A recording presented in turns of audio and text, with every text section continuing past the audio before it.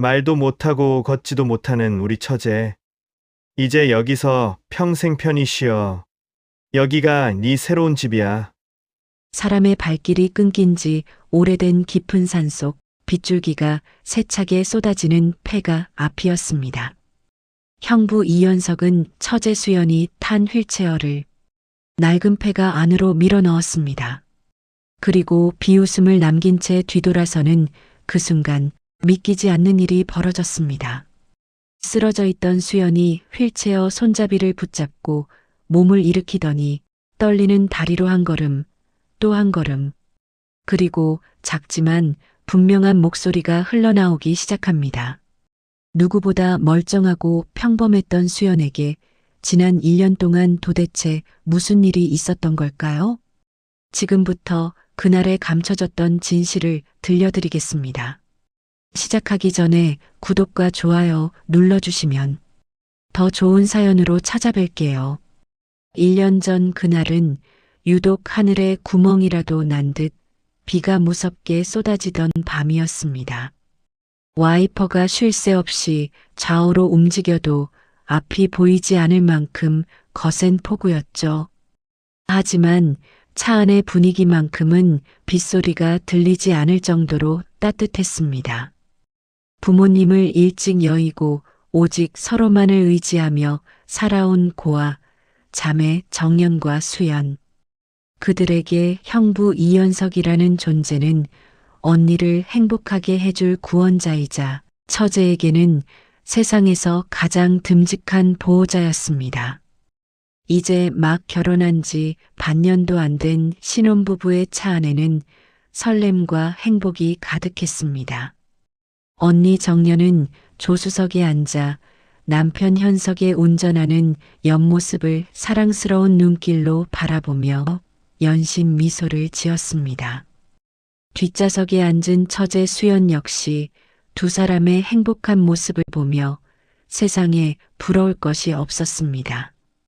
부모님을 일찍 여의고 늘 불안했던 자매에게 현석은 바위처럼 든든한 버팀목이었습니다. 여보, 비가 너무 많이 오네. 앞이 하나도 안 보여. 처제, 뒤에서 안전벨트 꽉 맸지? 다들 조금만 참아. 거의 다 왔어. 운전대를 잡은 현석의 목소리는 너무나 다정하고 믿음직했습니다. 옆자리에서 창밖을 보던 언니 정연은 그런 남편의 팔을 살짝 잡으며 미소 지었습니다. 여보, 조심해서 운전해요. 수연이가 아까부터 피곤해 보여서 어서 집에 가서 쉬게 해주고 싶네. 뒷좌석의 처제는 룸미러로 보이는 현석의 인자한 눈빛에 안심하며 잠시 눈을 붙였습니다. 갓 결혼한 신혼부부의 단란함과 그들을 축복하는 동생의 모습은 그 어떤 영화보다도 평화로웠습니다. 비는 억수같이 쏟아졌지만 차 안은 마치 방주처럼 아늑하고 안전해 보였습니다. 하지만 운명은 가혹했습니다. 산모퉁이를 돌던 찰나 차가 갑자기 비명을 지르며 요동치기 시작했습니다. 타이어가 빗길에 미끄러지는 듯 하더니 갑자기 핸들이 제멋대로 돌아가기 시작했습니다. 여보, 차가 왜 이래? 왜 자꾸 밖으로 나가? 현석 씨 조심해요. 언니의 절박한 외침에 현석은 당황하며 핸들을 필사적으로 돌리는 듯 보였습니다. 엔진은 굉음을 내며 비명을 질렀고 차 안은 순식간에 아수라장이 되었습니다. 브레이크가 안 들어. 핸들이 고장났나 봐. 제발, 다들 꽉 잡아. 비명 소리조차 지를 틈 없이 차는 순식간에 가드레일을 들이받았고 시커먼 절벽 아래로 굴러떨어졌습니다. 유리창이 박살나며 날카로운 파편들이 살갗을 파고드는 그 찰나 처제 수연은 정신을 잃기 직전 언니가 자신을 보호하기 위해 뒷좌석 쪽으로 몸을 날려 감싸는 모습을 마지막으로 보았습니다. 언니, 수연의 마음속 외침은 빗소리와 차체가 찌그러지는 굉음에 묻혀버렸습니다. 차가 수차례 구른 끝에 뒤집힌 채 멈춰 섰고 정적만이 흐르는 가운데 매캐한 연기와 빗물만이 차 안으로 들이닥쳤습니다. 그것이 수연이 기억하는 언니의 마지막 모습이었습니다. 사고 현장은 참혹함 그 자체였습니다. 비극적이게도 언니 정연은 현장에서 숨을 거두었습니다. 빗물에 섞여 흐르는 붉은 피와 찢겨진 차체가 그날의 고통을 증명하고 있었습니다. 현석은 사고 직후 피투성이가 된 채 살려달라며 길바닥에서 오열했습니다. 사람 살려주세요. 제발 우리 아내랑 처제 좀 살려주세요. 현장에 도착한 구조대원들은 아내를 잃고 통곡하는 남편 현석의 모습에 가슴이 미어졌습니다. 병원으로 이송된 후에도 현석은 자신의 찢어진 어깨의 부상과 타박상은 돌보지 않고 처제 수연의 수술실 앞을 밤새도록 지켰습니다. 응급실 복도 차가운 의자에 앉아 머리를 감싸쥐고 눈물을 흘리는 그의 모습은 누가 보아도 아내를 잃은 세상에서 가장 불쌍한 남편이었습니다. 하지만 수술 후 기적적으로 깨어난 처제 수연에게는 또 다른 비극이 기다리고 있었습니다. 사고의 충격과 유일한 혈육이자 엄마 같았던 언니를 잃은 슬픔으로 인해 입을 닫아버린 것입니다. 담당 의사는 극심한 심리적 충격으로 인한 선택적 함구 중이라는 진단을 내렸습니다. 처제, 정신이 좀 들어? 나 알아보겠어? 제발 말 좀 해봐, 처제. 병원 침대 옆을 지키던 현석의 목소리는 파르르 떨리고 있었습니다. 아내를 지켜주지 못했다는 자책감에 현석은 며칠 밤낮을 식음을 전폐하며 처제의 곁을 지켰습니다. 수연은 입을 열어 언니를 찾고 싶었지만 목구멍에서는 마른 바람 소리만 새어나올 뿐 단 한마디도 나오지 않았습니다. 대신 수연은 떨리는 손으로 옆에 있던 휴대폰을 집어들었습니다. 그리고 메모장 앱을 켜서 떨리는 손가락으로 글자를 적었습니다. 언니는요? 우리 언니는 어디 있어요? 형부 대답해 주세요. 그 글자를 본 현석은 고개를 떨구며 다시 한번 오열했습니다. 병실 안에 울려 퍼지는 그의 흐느낌은 듣는 이들의 간장을 녹일 만큼 애절했습니다. 현석은 수연 씨의 손을 꼭 잡고 자신의 가슴을 치며 소리쳤습니다. 처제, 미안해. 내가 언니를 지켰어야 했는데 나만 살아서 정말 미안해. 차라리 내가 죽고 언니가 살았어야 하는 건데 못난 나만 살아남아서 정말 미안하다. 내가 너를 무슨 낯으로 보겠니? 장례식장은 통곡 소리조차 잦아들 만큼 고요하고 슬펐습니다. 부모도 없는 고아 자매였기에 문상객도 적어 더욱 처량했죠. 하얀 국화꽃 사이에 둘러싸인 언니가 영정. 사진 속에서 환하게 웃고 있는 모습은 보는 이들의 가슴을 갈갈이 찢어 놓았습니다. 수연은 휠체어에 앉아 소리 없는 눈물만 흘렸고 현석은 상주 자리를 지키며 넋이 나간 처제를 지극정성으로 보살폈습니다. 장례 기간 내내 현석은 처제가 밥 한 술이라도 뜰 수 있도록 직접 죽을 쑤어 입에 넣어 주었고 잠들지 못하는 처제의 머리맡을 밤새도록 지키며 옛날 이야기를 들려주듯 언니와의 추억을 의존했습니다. 처제, 언니가 하늘에서 보고 있을 거야. 우리가 이렇게 무너지는 걸 언니가 원하겠어? 조금만 기운 내자. 응? 내가 처제 평생 보호자가 되어줄게. 친척 하나 없는 처제 수연에게. 현석의 이 말은 세상에 던져진 고아인 자신에게 내려온 유일한 구원의 동아줄이었습니다. 장례식장을 찾은 먼 친척들과 주변 지인들도 그런 현석을 보며 눈시울을 붉혔습니다. 세상에 저런 사람이 어디 있어. 결혼한 지 반년도 안 돼서 아내를 잃고 본인 몸 추스르기도 힘들 텐데 말 못하는 처제까지 저렇게 끼고 사니. 성인군자가 따로 없어. 그러게 말이야. 법 없이도 살 사람이야. 저런 사위 얻은 언니가 복이 많았는데 팔자가 기구해서 일찍 갔네. 동생이라도 저렇게 좋은 형부 만났으니 천만다행이지. 퇴원 후 현석은 처제를 자신이 살던 신혼집으로 데려왔습니다. 집안 구석구석에는 언니의 향취가 묻어나는 물건들이 그대로 남아 있었습니다. 안방 침대 위에 놓인 언니의 베개, 거실 장식장에 나란히 놓인 부부 찻잔, 주말마다 언니가 가꾸던 베란다의 화초들까지 모든 것이 그대로인데 주인만 사라진 집에서 수연은 매일 밤 언니를 그리며 울었습니다. 어느 날 수연은 언니의 화장대 앞에 앉아 언니가 생전에 가장 아꼈던 다이아몬드 펜던트 목걸이를 손에 쥐었습니다. 그것은 부모님이 돌아가시기 전 언니에게 유산처럼 남겨주신 소중한 물건이었습니다. 현석은 그런 처제의 뒤에 조용히 다가와 어깨를 부드럽게 다독였습니다. 처제는 다시 휴대폰 메모장에 글을 적어 보여주었습니다. 형부, 언니가 너무 보고 싶어요. 그날 왜 저희만 살아남았을까요? 언니 없는 세상이 너무 무서워요.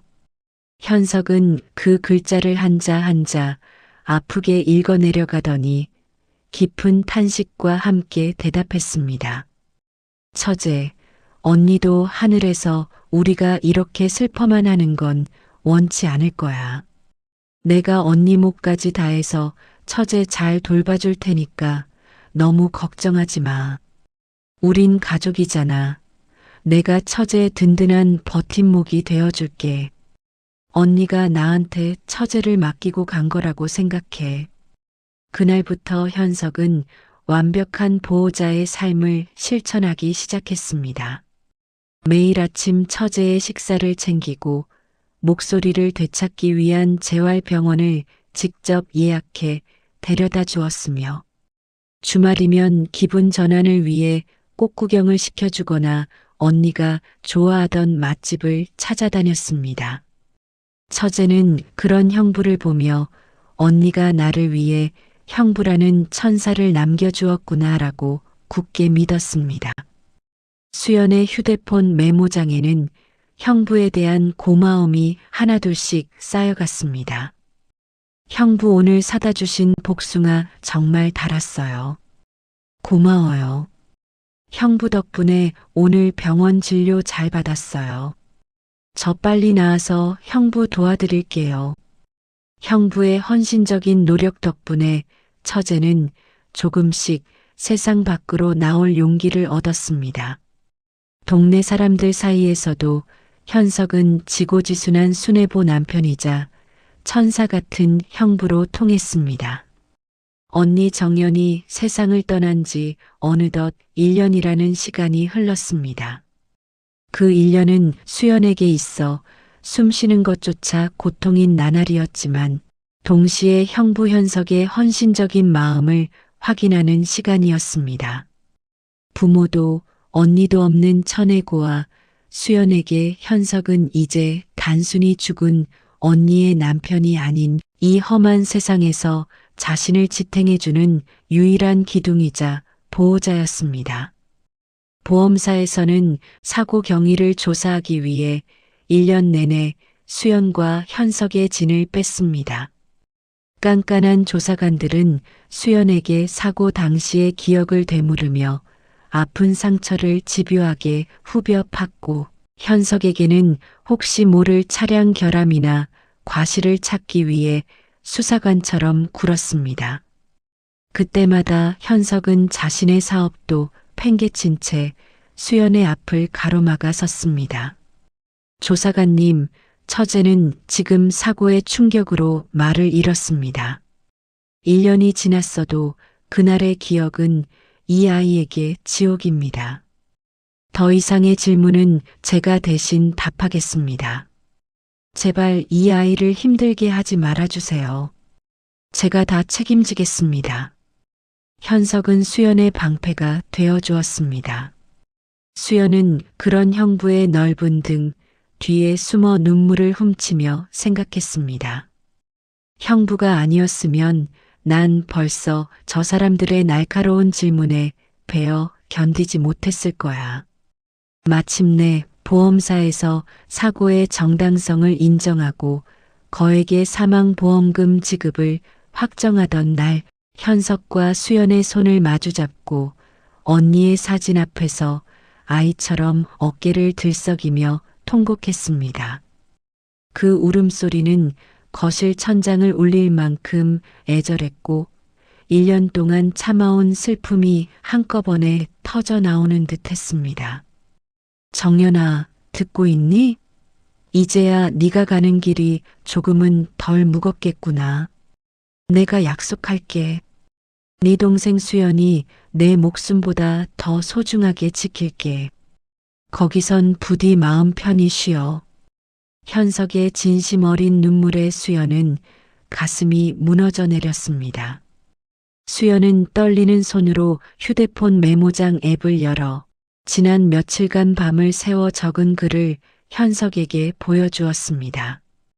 형부, 지난 1년 동안 저 같은 짐을 짊어지고 고생 많으셨어요. 형부 없었으면 전 벌써 언니 곁으로 갔을 거예요. 언니가 남긴 이 돈, 전 한 푼도 필요 없어요. 형부가 그동안 저 돌보느라 일도 제대로 못 하셨잖아요.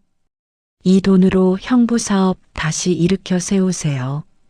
전 형부라는 유일한 가족만 제 곁에 계셔 주신다면 그걸로 충분해요. 언니가 하늘에서 형부 고생했다고 주는 선물이에요. 현석은 그 화면을 읽고는 처절하게 고개를 저으며 수연의 손을 밀어냈습니다. 그의 눈동자에는 오직 순수한 거절과 당혹감만이 서려 있었습니다. 처제, 무슨 말을 그렇게 해? 난 당연한 일을 한 거야. 이 돈은 처제 미래를 위해 써야지. 내가 어떻게 이건 안 돼. 절대로 안 돼. 그러지 마. 현석은 몇 번이고 거절하며 수연의 마음을 아프게 했습니다. 하지만 수연은 포기하지 않고 형부의 손을 꼭 잡으며 간절한 눈빛을 보냈습니다. 결국 현석은 처제의 고집을 꺾지 못하는 척, 그럼 처제 이름으로 잘 관리하며 나중에 처제 결혼할 때나 독립할 때 돌려주겠다는 눈물 섞인 약속을 하며 조심스럽게 서류에 도장을 찍었습니다. 그날 밤 현석은 수연을 위해 최고급 전복과 소고기를 사와 직접 주방에서 땀을 흘리며 저녁을 차렸습니다. 처제, 오늘부터는 우리 좀 웃고 살자. 언니도 우리가 맛있는 거 먹고 힘내는 걸 바랄 거야. 수연은 형부의 웃는 얼굴을 보며 비로소 1년 만에 처음으로 마음의 짐을 덜고 미소 지었습니다. 하지만 그 평화로운 저녁 식사 이후 수연의 일상에는 도저히 이해할 수 없는 기괴한 불운들이 겹치기 시작했습니다. 보험금이 지급되고 약 보름이 지났을 무렵이었습니다. 현석은 밀린 사업거래처 미팅이 있다며 평소보다 늦게 귀가할 것을 알리고 집을 나섰습니다. 나가기 전 현석은 수연에게 따뜻한 우유 한 잔을 건넸습니다. 처제, 이거 마시면서 푹 쉬고 있어. 일 끝내고 금방 올게. 문 꼭 잠그고 있고. 수연은 형부가 챙겨준 우유를 마시고 평소에 자지 않는 깊은 낮잠에 빠져들었습니다. 그런데 새벽 1시쯤 수연은 목을 누군가 짓누르는 듯한 답답함에 정신이 번쩍 들었습니다. 눈을 뜨자마자 보인 것은 자욱한 연기였습니다. 방 안은 이미 앞이 보이지 않을 만큼 매캐한 연기가 안개처럼 깔려 있었고 숨을 쉴 때마다 가슴이 타들어가는 통증이 느껴졌습니다. 수연은 놀라 침대에서 내려오려 했지만 재활 중인 다리는 야속하게도 힘이 들어가지 않았습니다. 그녀는 땀 범벅이 된 채 바닥으로 굴러 떨어져 거실로 기어나갔습니다.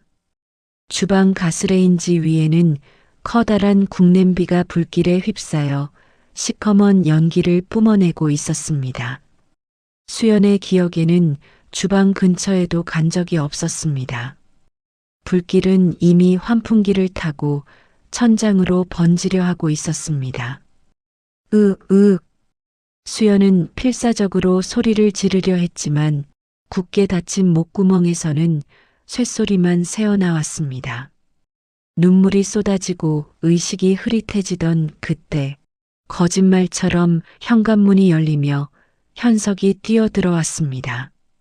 처제, 이게 뭐야? 불이야. 수연아.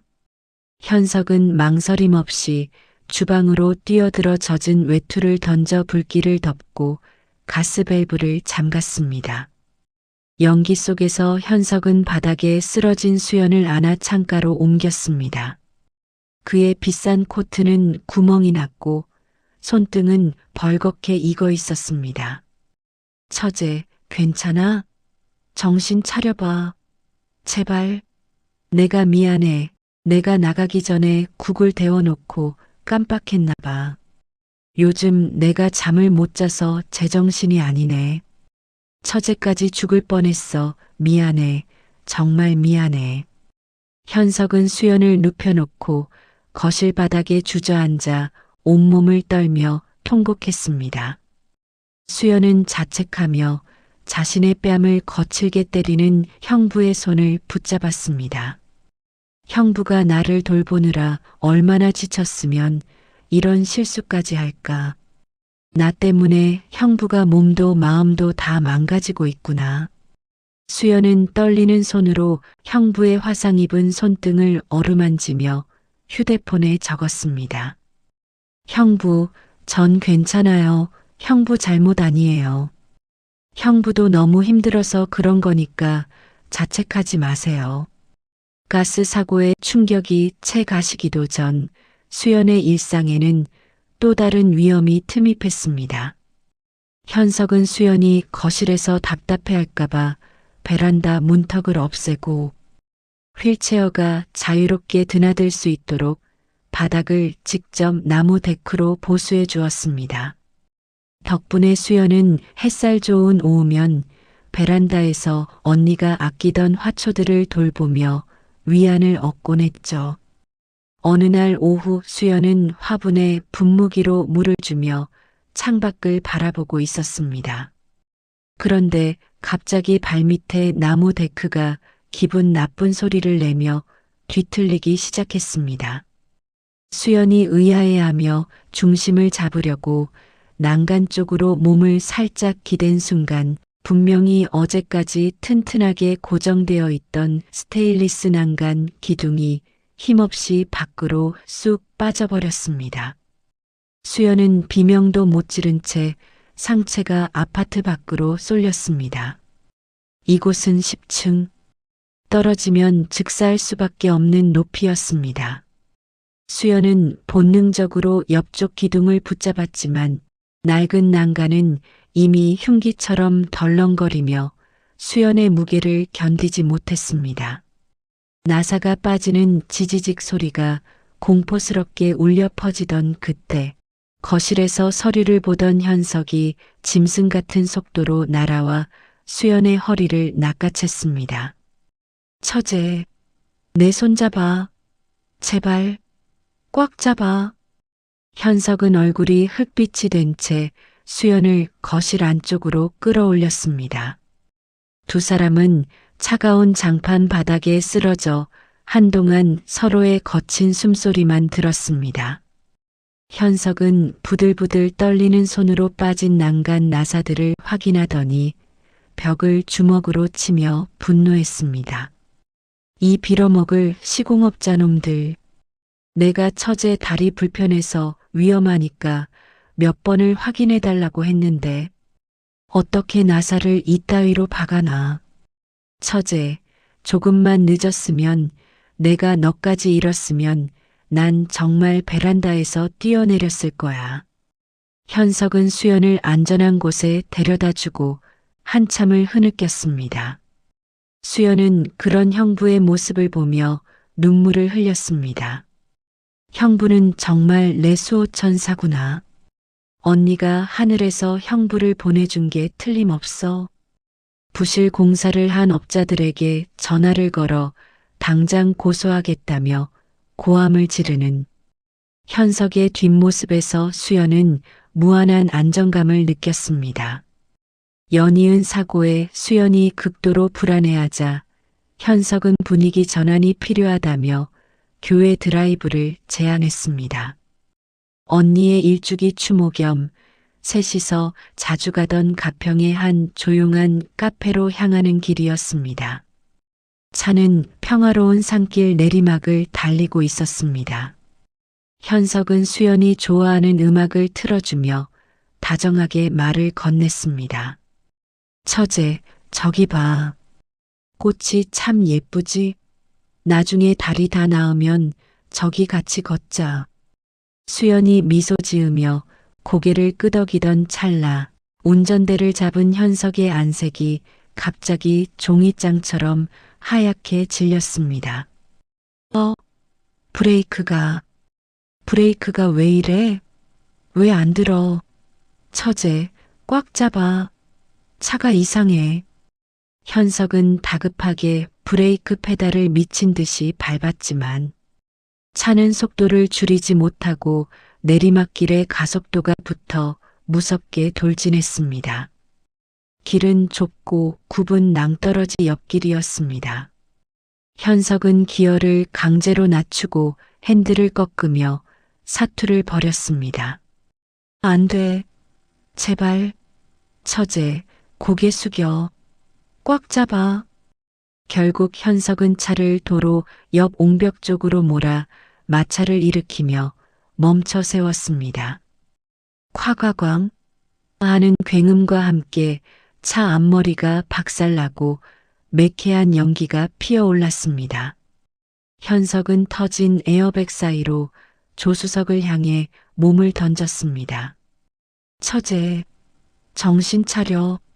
어디 다친 데 없어? 눈 좀 떠봐, 제발. 현석은 자신의 이마에서 피가 흐르는 것도 모른 채 수연을 차 밖으로 끌어내 길가에 눕혔습니다. 그는 차가운 바닥에 무릎을 꿇고 지나가는 차들을 향해 미친 사람처럼 손을 흔들며 울부짖었습니다. 제발 우리 처제 좀 살려주세요. 119 좀 불러주세요. 제가 차 점검을 제대로 못해서 이 아이를 또 죽일 뻔했어요. 제발 도와주세요. 수연은 흐릿한 시야 속에서도 자신을 위해 피 흘리며 무릎 꿇은 현석을 보았습니다. 형부, 울지 마세요. 전 괜찮아요. 제발 형부부터 챙기세요. 수연은 소리 없는 눈물을 흘리며 현석에 대한 종교적인 신뢰를 가슴에 새겼습니다. 세상 모든 사람이 나를 버려도 이 사람만큼은 자신의 목숨을 걸고 나를 지켜줄 것이라는 확신, 그것은 이제 수연에게 돌이킬 수 없는 믿음이 되었습니다. 언니 정년이 세상을 떠나고 보험금이 지급된 지도 어느덧 석 달의 시간이 흘렀습니다. 집안은 겉보기에 유달리 평온하고 정갈했습니다.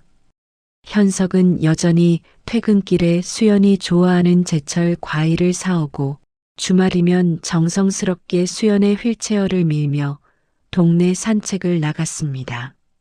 이웃들은 그런 현석을 보며 천사가 환생했다며 입을 모아 칭송했지만 그 안락한 울타리 안에서 수연은 조금씩 숨이 막히는 기분을 느끼기 시작했습니다. 그 친절은 마치 목을 부드럽게 감싸는 실크 넥타이 같았으나 시간이 갈수록 숨통을 조여오는 올가미와 다를 바 없었습니다. 모든 의구심의 시작은 아주 사소하고도 본능적인 결심에서 비롯되었습니다. 수연은 일주일 전부터 현석이 매일 밤 정성스레 데워오던 한약을 몰래 버리기 시작했습니다.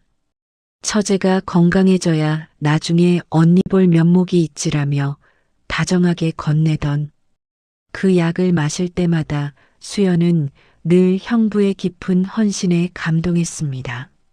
하지만 약을 마신 뒤 찾아오는 지독한 무력감과 몽롱함, 그리고 자꾸만 흐릿해지는 언니의 얼굴이 문득 두려워졌습니다. 변기에 약을 쏟아버린 지 불과 사흘째 되던 날 아침, 수연은 1년 내내 자신을 짓누르던 지독한 안개가 걷히는 기분을 느꼈습니다. 눈앞의 사물들이 날카로울 정도로 뚜렷하게 보였고 들리지 않던 집안의 미세한 소리들이 귀에 박히기 시작했습니다.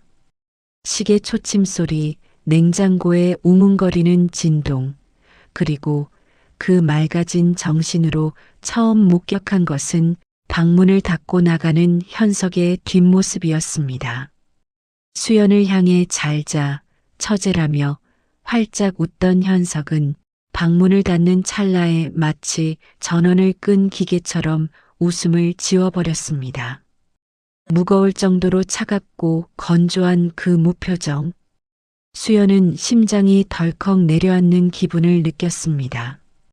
내가 방금 본 게 형부의 진짜 얼굴일까? 수연은 애써 고개를 저었습니다. 아니야, 형부도 사람인데 늘 웃을 수는 없겠지. 나 돌보느라 너무 지쳐서 그럴 거야. 하지만 한번 싹 튼 의심은 독초처럼 수연의 마음속을 파고들기 시작했습니다. 비가 추적추적 내리는 어느 오후였습니다. 현석은 평소보다 일찍 들어와 서재로 들어갔습니다. 그는 중요한 비즈니스 미팅이 있어 문을 좀 닫을게라고 말했지만 수연은 왠지 모를 위질감을 느꼈습니다. 수연은 휠체어 바퀴가 소리나지 않게 조심스럽게 서재 문 근처로 다가갔습니다. 문틈 사이로 새어나오는 현석의 목소리는 평소 수연을 부르던 다정한 톤이 아니었습니다. 그것은 마치 차가운 얼음 송곳처럼 날카롭고 무미건조했습니다. 예, 김 이사님. 예정대로 진행하세요. 처제 상태요? 생각보다 회복이 빠르네요. 약을 좀 더 신경 써서 챙겨야겠어요. 그래야 다른 사고 없이 조용히 정리될 테니까요. 예, 조만간 공기 좋은 곳으로 옮길 생각입니다. 뒷정리 확실히 해두세요. 저번처럼 흔적이 남으면 곤란하니까. 다른 사고 없이 조용히 정리된다는 말이 무슨 뜻일까? 약을 더 신경 써서 챙겨야 한다는 말은 또 무엇일까? 수연은 손끝이 파르르 떨리는 것을 느꼈습니다.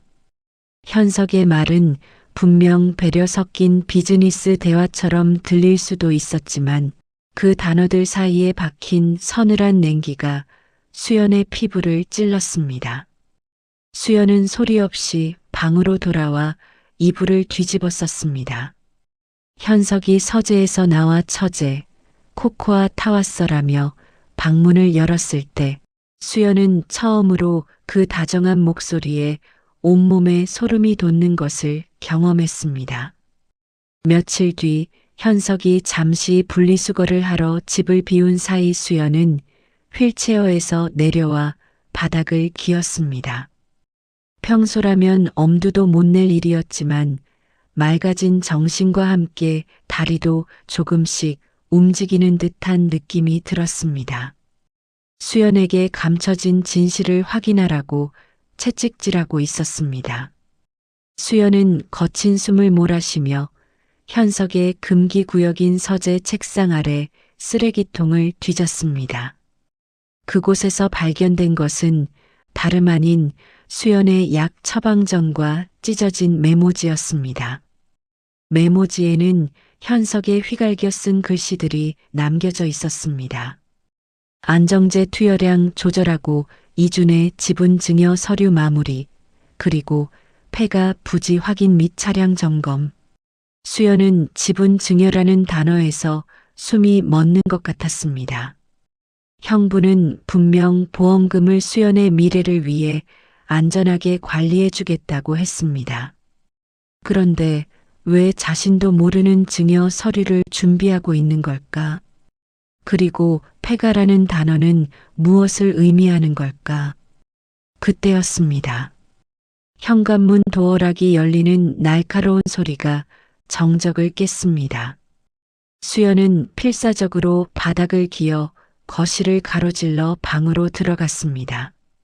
휠체어 바퀴 자국을 지울 틈도 없이 침대에 몸을 던졌을 때 현석이 밝은 미소를 지으며 들어왔습니다. 처제, 밖엔 비가 많이 오네. 춥지는 않아? 따뜻한 차 한 잔 더 타올게. 이거 마시고 푹 자자. 내가 옆에 있어줄게. 현석이 내민 찻잔 위로 김이 모락모락 피어올랐습니다. 수연은 그 차를 받아들었지만 찻잔을 쥔 손가락이 미세하게 떨리는 것을 멈출 수 없었습니다. 현석은 그런 수연의 손을 따뜻하게, 하지만 마치 도망가지 못하게 올가매듯 감싸쥐었습니다. 처제, 손이 왜 이렇게 차? 어디 아픈 거 아니지? 넌 내게 남은 유일한 가족이니까. 내가 끝까지 지켜줄게. 현석의 눈빛은 너무나도 진실해 보였습니다. 수연은 혼란스러웠습니다. 내가 너무 예민한 걸까? 형부가 정말 나를 위해 이렇게 애쓰고 있는데 고작 쪽지 한 장으로 형부를 의심해도 되는 걸까? 약을 끊은 지 열흘째 되던 밤, 수연은 1년 전 그날의 사고를 처음부터 끝까지 아주 천천히 복기하기 시작했습니다. 쏟아지는 빗소리, 세차게 움직이던 와이퍼, 그리고 형부의 다급한 비명. 그런데 이상했습니다. 차가 가드레일을 들이받기 직전 형부는 분명 브레이크가 안 들어 라고 소리쳤습니다. 하지만 수연의 기억 속 잔상에서 형부의 발은 브레이크 페달이 아닌 대시보드 아래쪽에 어떤 스위치를 향해 있었던 것 같았습니다. 그리고 에어백이 터진 직후 정신을 잃어가는 수연을 바라보던 형부의 눈빛.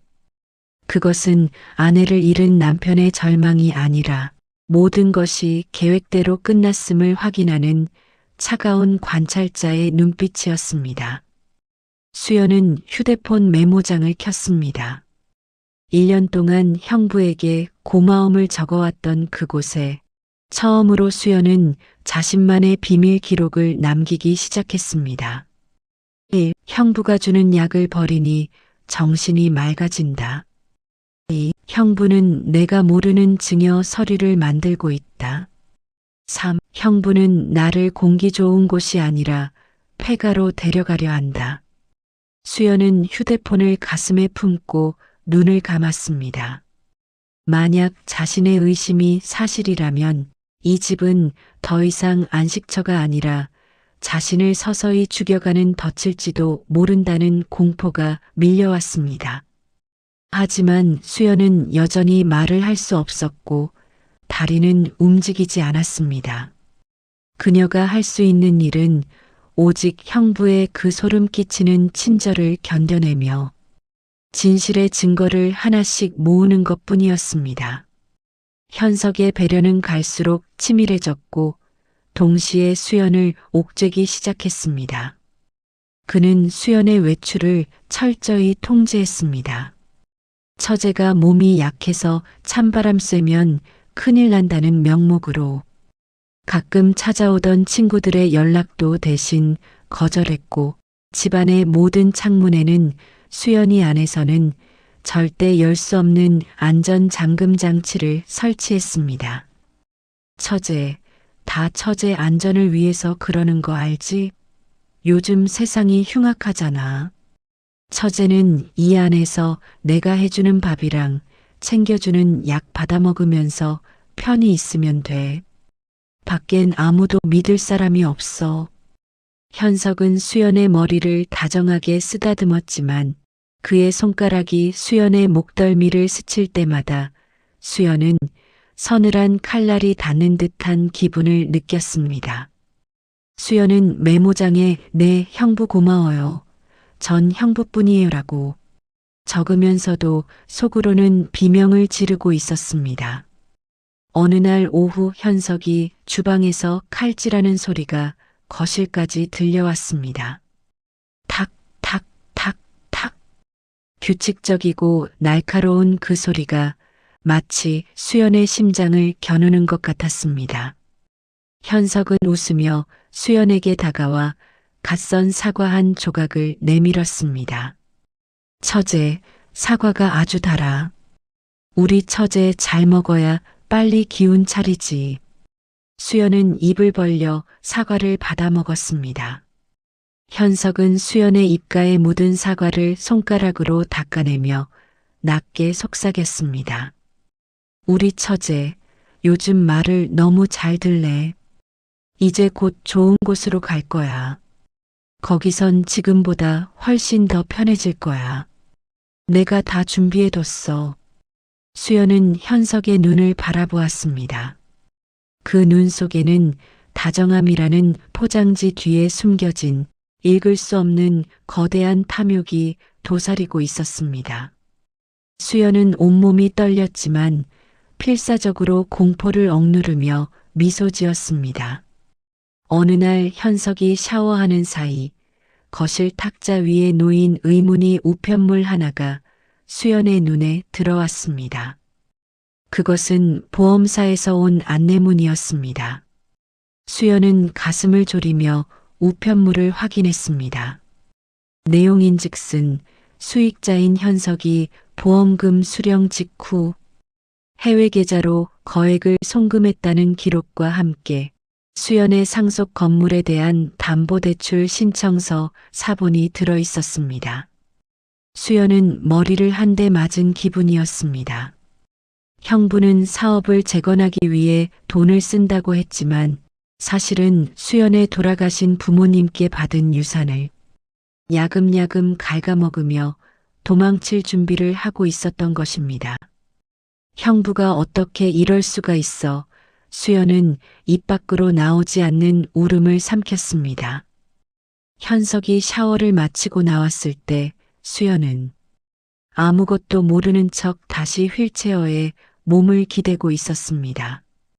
현석은 수연의 곁으로 다가와 젖은 머리를 털며 말했습니다. 처제, 왜 그렇게 멍하니 있어? 무슨 고민이라도 있어? 나한테는 숨기는 거 없기로 했잖아. 수연은 고개를 가로저으며 메모장이 아니에요. 형부 그냥 언니 생각이 나서요 라고 적었습니다.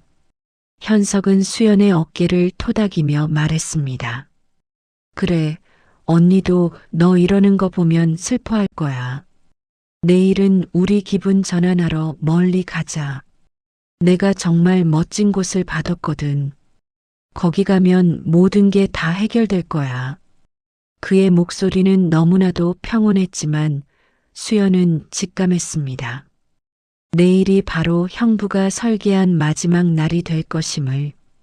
드디어 현석이 본색을 행동으로 옮기기 시작한 날이 밝았습니다. 그는 평소보다 훨씬 일찍 퇴근하여 수연의 짐을 챙기기 시작했습니다. 수연의 옷까지, 휠체어 부품, 그리고 수연이 먹어야 할 약통들까지 꼼꼼하게 가방에 담겼습니다. 가방 한 구석에는 낯선 쇠사슬과 자물쇠가 들어있는 것을 수연은 놓치지 않았습니다. 처제, 우리 오늘 여행 가자. 내가 정말 조용하고 공기 좋은 곳을 알아봐뒀어. 거기 가면 처제 목소리도 돌아올 거야. 아무 걱정 없이 편하게 쉬다가 오는 거야. 지금 바로 출발할 거니까 준비해. 현석의 말투는 권유라기보다는 명령에 가까웠습니다. 수연은 떨리는 손으로 메모장에 적었습니다. 형부, 저 무서워요. 그냥 여기 있으면 안 돼요? 아직 몸이 안 좋은 것 같은데 꼭 가야 해요? 현석은 그 메모를 보고 잠시 멈칫하더니 이내 수연의 눈높이에 맞춰 무릎을 굽히고 앉았습니다. 그의 눈빛이 순간적으로 서늘하게 변했습니다. 처제, 내 말 안 믿어? 내가 처제 위해서 얼마나 많은 걸 포기하고 살고 있는데 서운하게 할 거야? 가자, 가서 푹 쉬면 다 좋아져. 언니 보고 싶다며? 내가 도와줄게. 현석은 거부할 틈도 없이 수연을 들어 차 뒷좌석에 태웠습니다. 수연은 차 창문에 머리를 기대고 멀어지는 집을 바라보았습니다. 그것은 안식처와의 이별이자 생존을 위한 투쟁의 시작이었습니다. 현석은 운전석에 앉아 백미러로 수연을 보며 기괴하게 미소 지었습니다. 출발한다. 처제, 이제부터는 오직 나만 믿어. 넌 나 없으면 아무것도 아니니까. 차는 비포장도로의 덜컹거림을 온몸으로 받아내며 칠흑 같은 어둠 속을 헤치고 나갔습니다. 빗줄기는 시간이 갈수록 굵어져 앞유리를 때려 부술 듯 몰아쳤고 와이퍼는 비명을 지르며 좌우로 요동쳤지만 눈앞에 짙은 안개는 좀처럼 거치지 않았습니다. 운전석의 현석은 입술을 굳게 다문 채 오직 앞만 주시하고 있었습니다. 그 옆 얼굴에는 지난 1년간 수연을 안심시켰던 그 온화하고 자애로운 미소는 단 한 조각도 남아있지 않았습니다.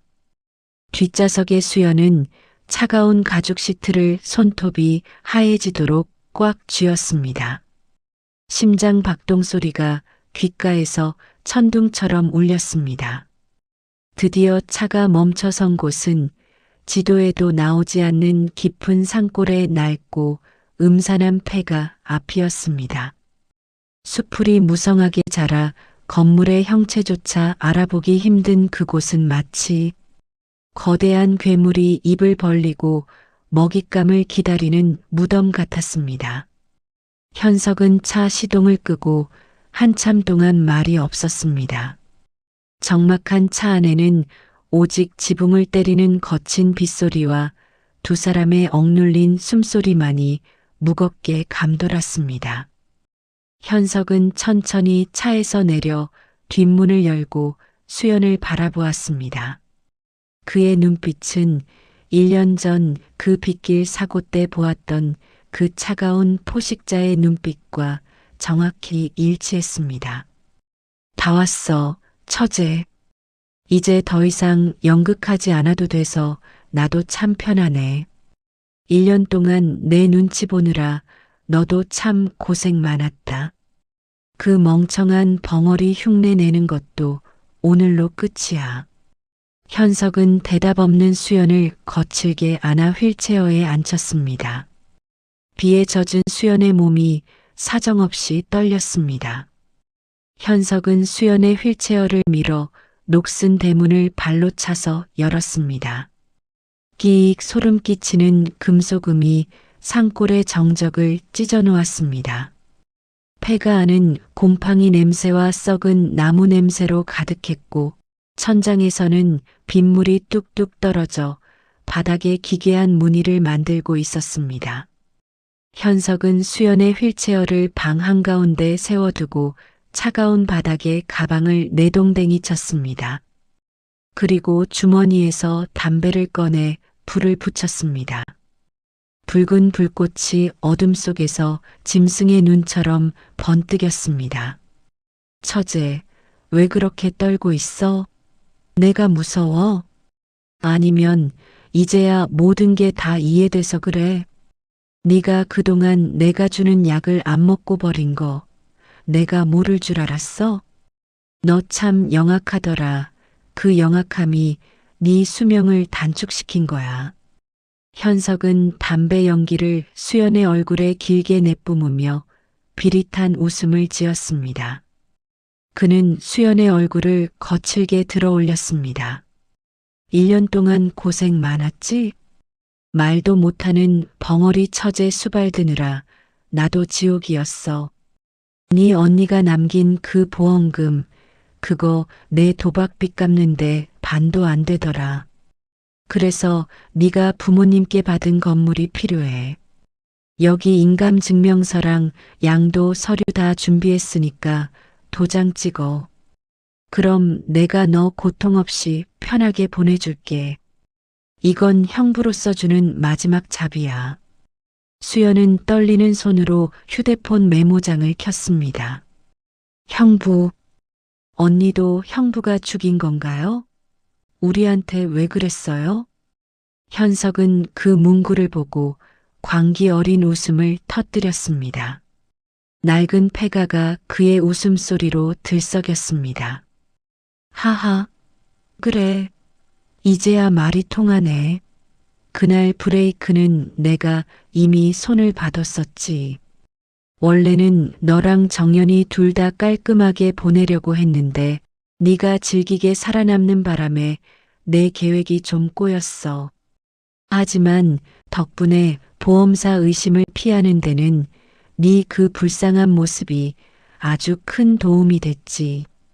1년 동안 널 돌보는 천사 형부 연기하는 거 정말 구역질 날 정도로 토할 것 같았다고. 밥숟가락 얹어줄 때마다 이날만을 얼마나 기다렸는지 내 마음을 네가 상상이나 해봤어? 현석은 주머니에서 인감도장을 꺼내 수연의 손에 강제로 쥐어주려 했습니다. 수연이 주먹을 꽉 쥐며 거부하자 그는 수연의 머리채를 거칠게 잡아챘습니다. 좋게 말할 때 찍어. 여기서 널 죽이고 자살로 위장하는 건 나한테 일도 아니야. 사고로 언니를 잃고 실어증에 걸린 처제가 죄책감을 못 이겨 이 깊은 산속 폐가에서 스스로 목숨을 끊었다. 얼마나 완벽한 그림이니?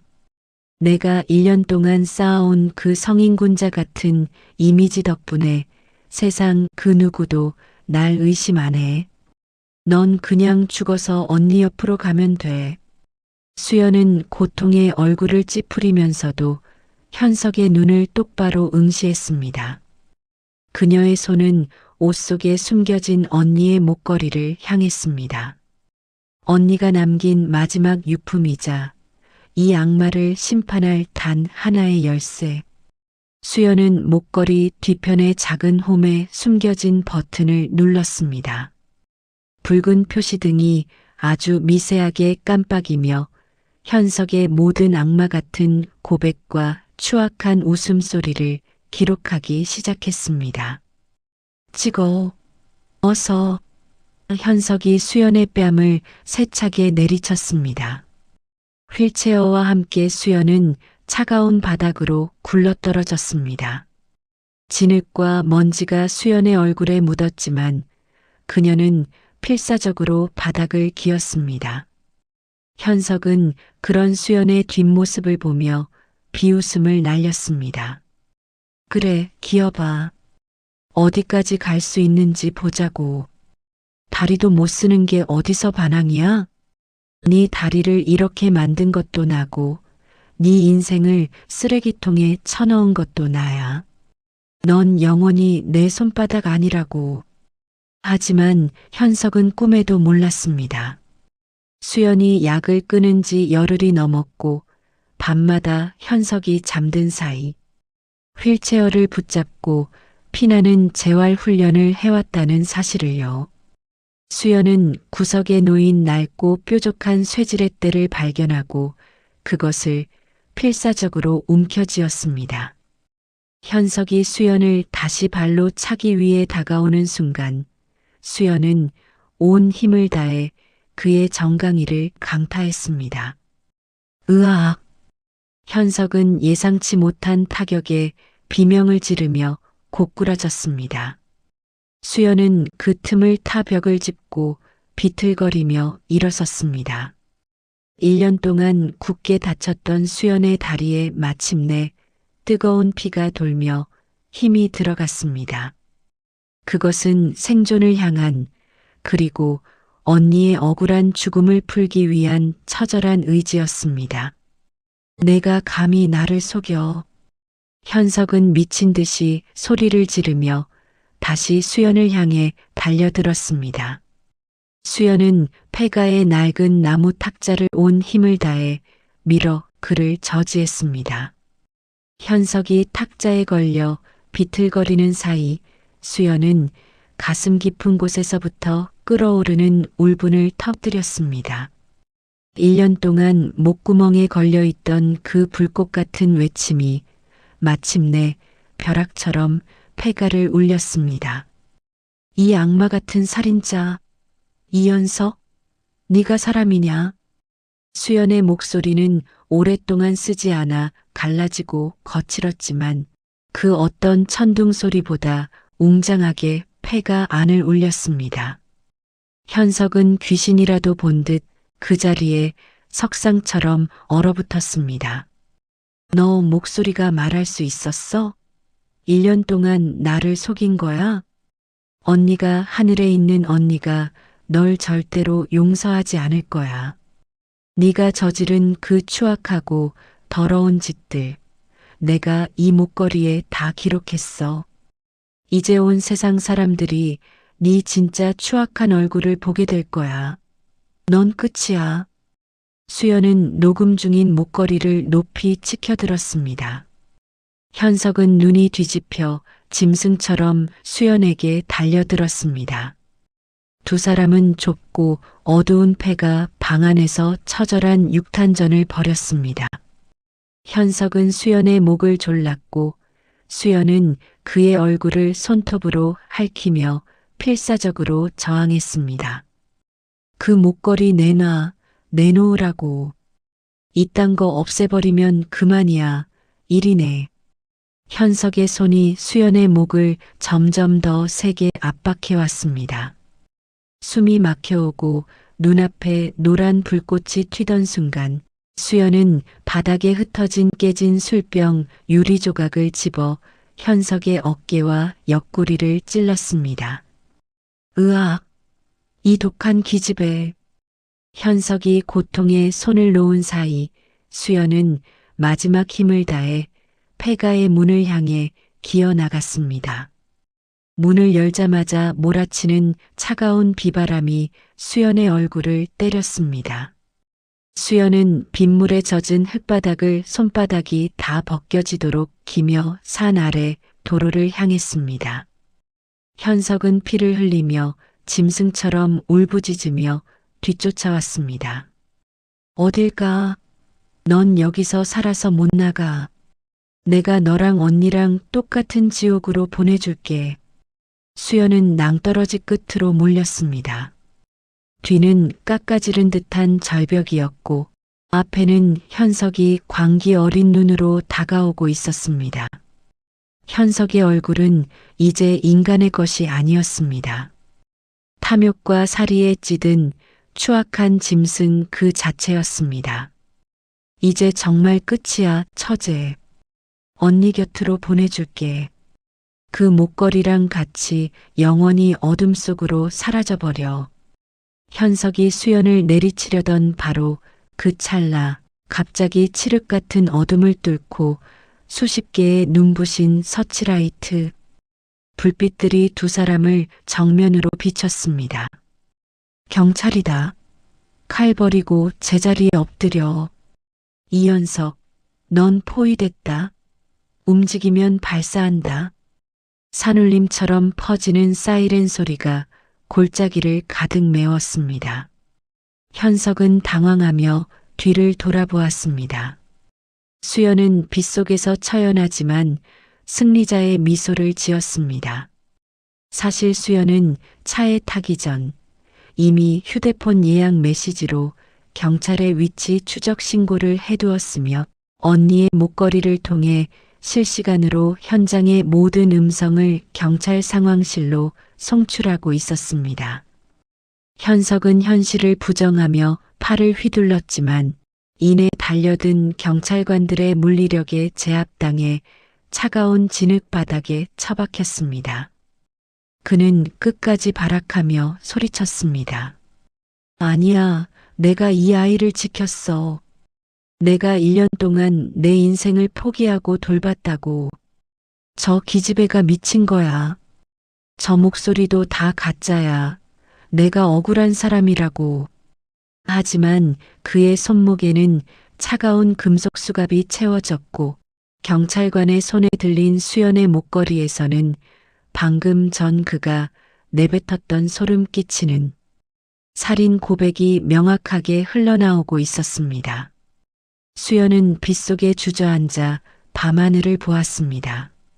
쏟아지는 빗물은 지난 1년 동안 그녀의 영혼을 덮고 있던 현석의 가증스러운 친절과 거짓들을 깨끗이 씻어내려가고 있었습니다. 수연은 떨리는 손으로 언니의 유품인 펜던트 목걸이를 꽉 쥐었습니다. 언니, 이제 정말 편히 쉬어. 이제 다 끝났어. 내가 약속 지켰지. 나 잘했지. 사건은 연일 뉴스에 대대적으로 보도되었습니다. 천사 형부의 가면을 쓴 살인마라는 제목으로 현석의 추악한 범죄 행각이 낱낱이 공개되었습니다. 보험금을 노리고 아내를 죽이고 남은 처제의 재산까지 뺏으려 했던 그의 이중성은 온 국민의 공분을 샀습니다. 조사 과정에서 현석이 과거에도 유사한 보험 사기에 연루되었던 정황이 드러났고 법원은 그에게 사회로부터 영원히 격리되는 무기징역을 선고했습니다. 현석은 법정에서도 끝까지 나는 처제 수연의 가족이기 때문에 보호하려 했던 것뿐이다라며 헛소리를 내뱉었지만 돌아오는 것은 사람들의 차가운 멸시와 침을 뱉는 듯한 시선뿐이었습니다.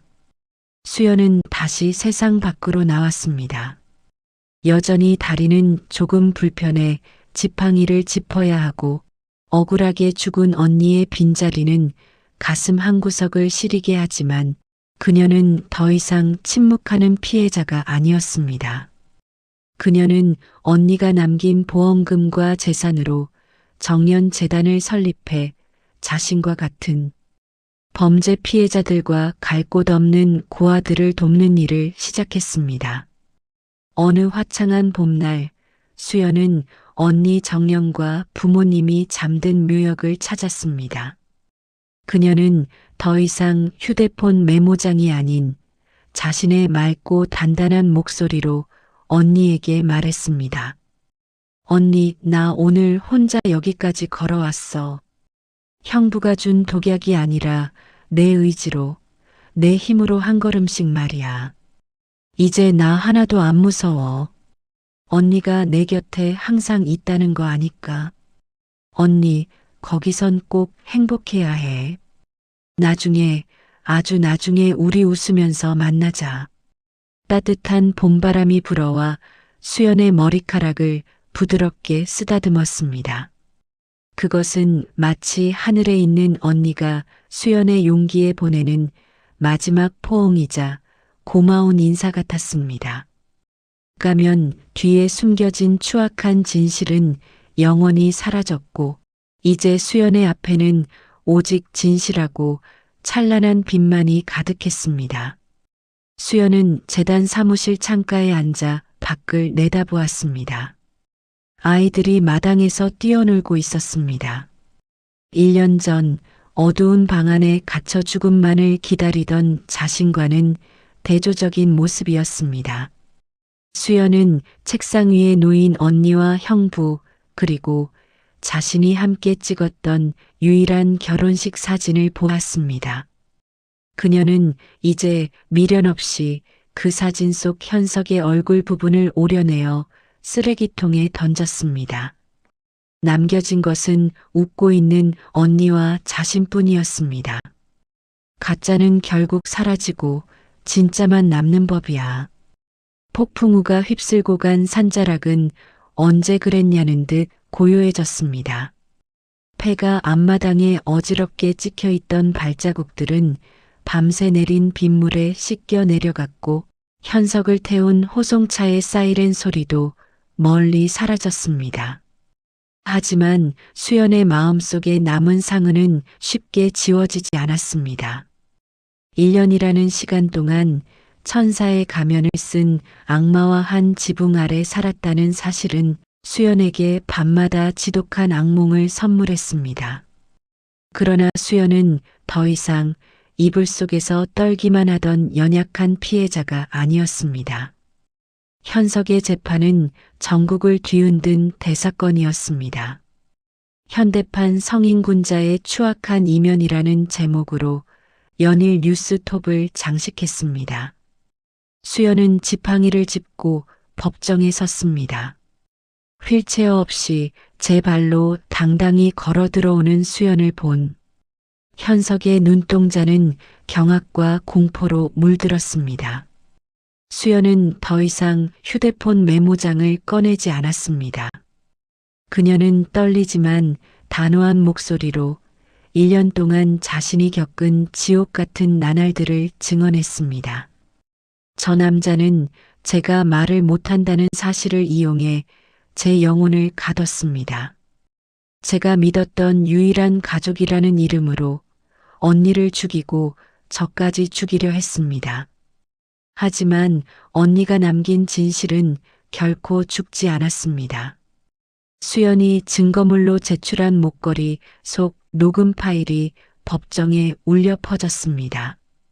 원래는 네 언니랑 너까지 둘 다 깔끔하게 보내려고 했는데라는 현석의 서늘한 목소리가 들리자 방청석에서는 야유와 통곡이 동시에 터져 나왔습니다.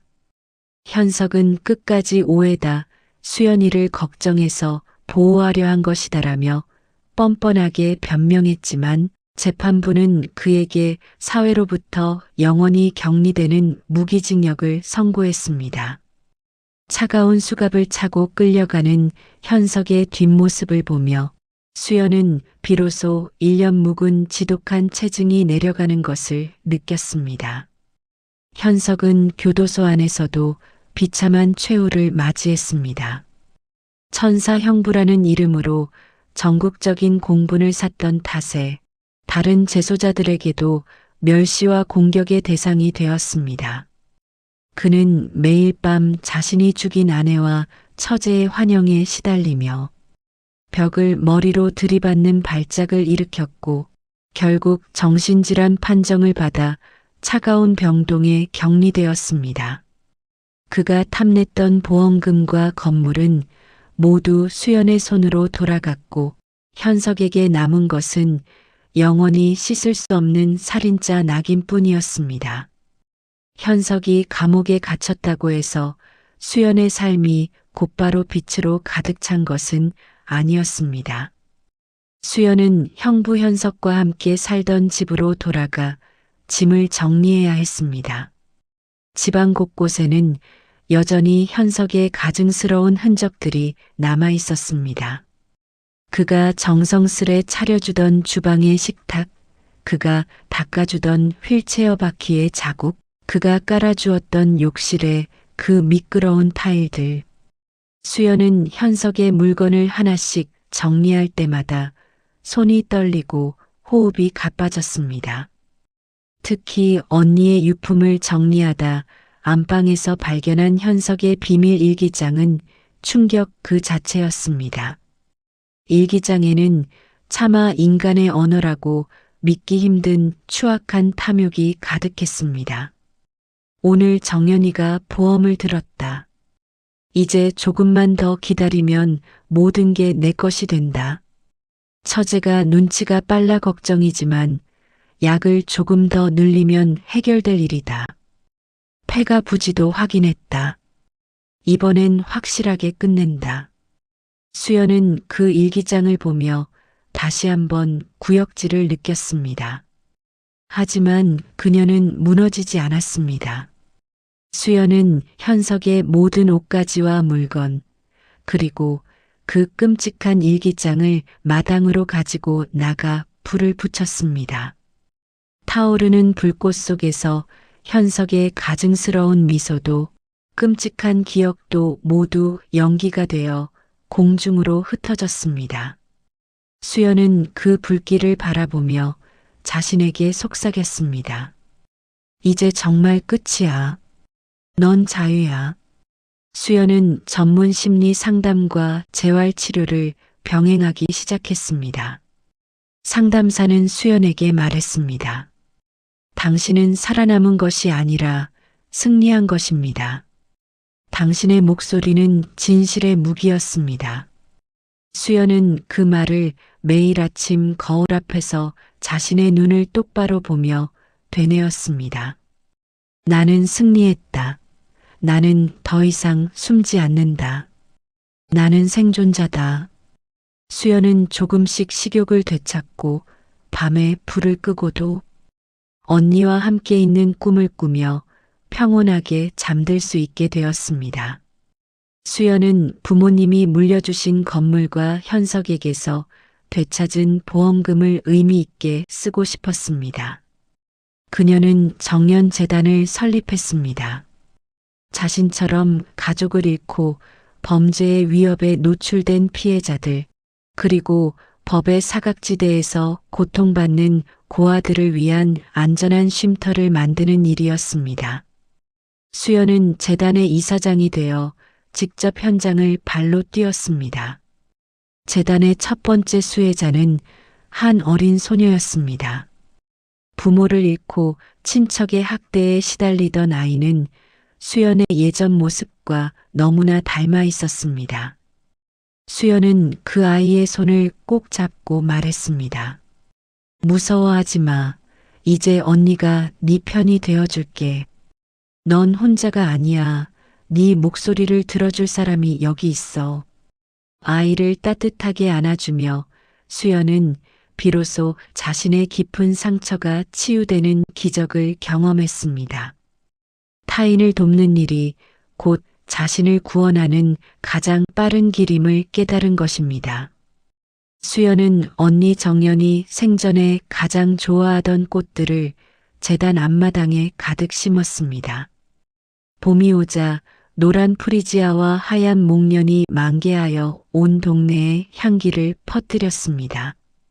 아이들이 꽃밭 사이를 뛰어놀며 맑은 웃음소리를 터뜨릴 때 수연은 창가에 서서 그 모습을 흐뭇하게 바라보았습니다. 이제 그녀의 공간에는 공포의 그림자 대신 생동감 넘치는 생명의 빛과 아이들의 희망이 가득했습니다. 화창한 어느 일요일 오후 수연은 언니 정연과 부모님이 잠든 묘역을 찾았습니다. 1년 전에는 휠체어에 실려 현석의 부축을 받아야만 올 수 있었던, 그래서 늘 마음이 무거웠던 곳이었습니다. 하지만 이제 수연은 가벼운 지팡이 하나의 의지에 혼자 산길을 올랐습니다. 숨이 턱끝까지 찼지만 가슴은 그 어느 때보다 상쾌했습니다.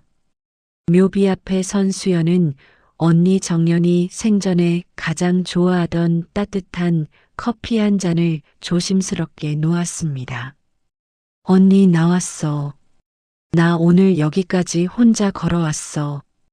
그 사람이 밀어준 휠체어가 아니라 내 의지로, 내 다리로 한 걸음씩 말이야.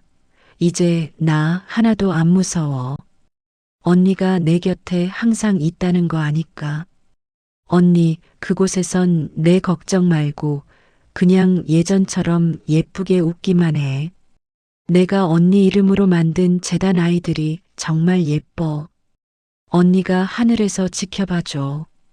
내가 언니 목까지 정말 멋지게 살아갈게. 수연은 묘비를 부드럽게 어루만지며 한참 동안 이야기를 나눴습니다. 1년 동안 벙어리로 지내며 가슴에 쌓아두었던 말들, 형부에게 속았던 미안함, 그리고 앞으로 펼쳐질 자신의 삶에 대한 희망에 대해 산들바람이 불어와 수연의 머리카락을 부드럽게 쓰다듬었습니다. 그것은 마치 하늘에 있는 언니가 수연의 용기에 보내는 마지막 찬사이자 따뜻한 격려, 고마움의 인사 같았습니다. 수연은 묘역을 내려오며 단 한 번도 뒤를 돌아보지 않았습니다. 이제 과거의 비극은 그곳에 묻어두었기 때문입니다. 몇 년의 시간이 더 흘러 어느덧 수연은 지팡이 없이도 짧은 거리는 거뜬히 걸을 수 있게 되었습니다. 그녀는 대학교에 복학해 사회복지학을 전공하며 새로운 꿈을 꾸기 시작했습니다. 강의실에서 젊은 학생들과 어울리며 공부하는 수연의 얼굴에는 과거의 그늘이 전혀 보이지 않았습니다. 그녀는 가끔 거울 속에 비친 자신의 건강한 모습을 보며 미소 지었습니다. 1년 전 그 어두운 방 안에 갇혀 죽음만을 기다리던 초췌한 여자는 이제 그 어디에도 없었습니다. 수연은 매일 아침 창문을 활짝 엽니다. 쏟아지는 눈부신 햇살을 온몸으로 받으며 깊은 숨을 들이마십니다. 그녀는 더 이상 휴대폰 메모장에 의지하지 않습니다. 자신의 목소리로 이웃에게 밝은 인사를 건네고 자신의 의지로 하루를 풍요롭게 설계합니다. 어느 날 저녁 수연은 재단 아이들과 함께 저녁 식사를 준비했습니다. 주방에서 칼질하는 소리가 들려왔습니다. 예전에는 공포와 사리로 다가왔던 그 소리가 이제는 맛있는 식사를 기다리는 즐겁고 경쾌한 리듬으로 들렸습니다. 수연은 아이들과 함께 식탁에 둘러앉아 언니 정연이 가르쳐준 레시피로 만든 된장찌개를 나눠 먹었습니다. 선생님, 오늘 된장찌개 정말 최고예요. 그래, 많이 먹고 튼튼하게 자라야 해. 우리 내일은 다 같이 공원에 꼭 구경 가자. 예쁜 사진도 많이 찍고. 아이들의 웃음소리가 집안 가득 울려 퍼졌습니다. 가면 뒤에 숨겨진 추악한 진실은 영원히 역사 속으로 사라졌고 이제 수연의 앞에는 오직 진실하고 찬란한 빛만이 가득했습니다. 고통의 긴 터널을 지나온 수연의 삶은 이제부터가 진짜 시작이었습니다. 수연은 밤하늘의 밝은 별을 보며 생각했습니다. 진실은 결코 침묵하지 않는다. 그리고 인간의 의지는 그 어떤 악마의 설계보다 강하다. 그녀는 언니의 목걸이를 소중하게 매만지며 평온한 잠자리에 들었습니다. 이제 그녀의 꿈에는 피냄새 나는 사고 현장이 아닌 언니 정연과 함께 끝없이 펼쳐진 들판을 달리는 행복하고 찬란한 풍경만이 가득했습니다. 비극은 끝났고 위대한 생존자 수연의 노래가 세상에 따뜻하게 울려 퍼지고 있었습니다. 가장 믿었던 사람에게 배신당하고 목소리마저 잃은 채 어둠 속에 갇혀있던 수연. 우리는 살아가며 때로 세상이 참 야속하다. 왜 나에게만 이런 불행이 닥칠까 싶어 무너지고 싶을 때가 있습니다. 하지만 수연의 이야기는 우리에게 분명한 사실 하나를 일러줍니다. 아무리 짙은 어둠도 결국 찾아오는 아침 해를 막을 수는 없으며 진실은 결코 침묵하지 않는다는 것을요.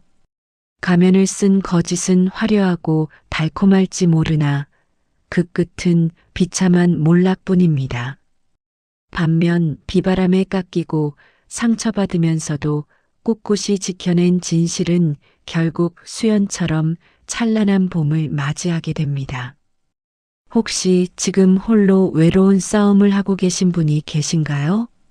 수연이 되찾은 그 맑은 목소리가 오늘 여러분의 마음에도 작은 용기가 되었기를 바랍니다. 수연이 세운 정년재단의 앞마당에 핀 꽃들처럼 여러분의 삶에도 이제는 아픈 기억 대신 따뜻한 희망의 꽃향기만 가득하시길 진심으로 기원합니다. 오늘도 당신의 하루가 진실하고 평안하기를 바랍니다.